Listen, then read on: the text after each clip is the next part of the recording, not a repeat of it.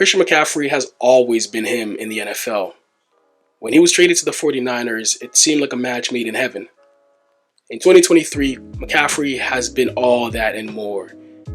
Now, in 16 games, he has amassed 1,459 rushing yards, over 500 receiving yards, 23 touchdowns on 5.4 yards per carry. McCaffrey's numbers aren't eye-popping for a running back, even by his own standards. When CMC hit 2,000 yards from scrimmage this season, he became the 72nd player all time to accomplish this feat. So in the broader context, his numbers are great, but they're not necessarily elite. However, when we view his season in the vacuum of 2023, you'll know that he leads the league in rushing yards and tied with Raheem Mostert in touchdowns with 21 after 17 weeks. His 5.4 yards per carry also leads the league and towers over everyone with at least 200 carries. Lastly, his 400 yards above the next closest. CMC is surrounded by one of the most loaded offenses of the past few years. That is true. At times, it's almost comical to see him running through wide open gaps and go untouched for 10 yards, especially on the left side. He has Debo, Kittle, and Ayuk, who are some of the best blocking pass catchers in the league.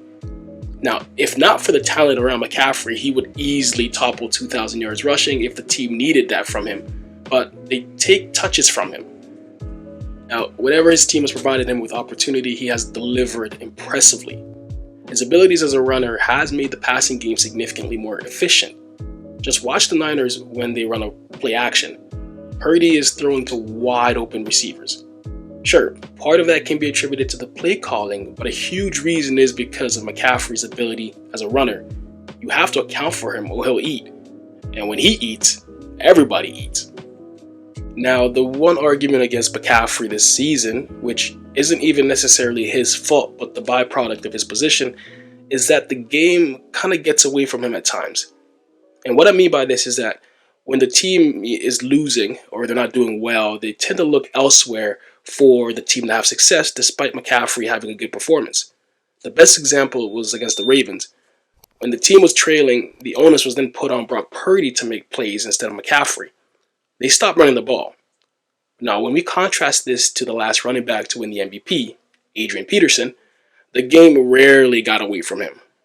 Maybe because, the Vikings had less talent, but AP was getting the ball whether the team was up by 10 or down by 15. McCaffrey, while an elite talent, has had moments to be great just taken away from him and put in the hands of our next candidate, Brock Purdy.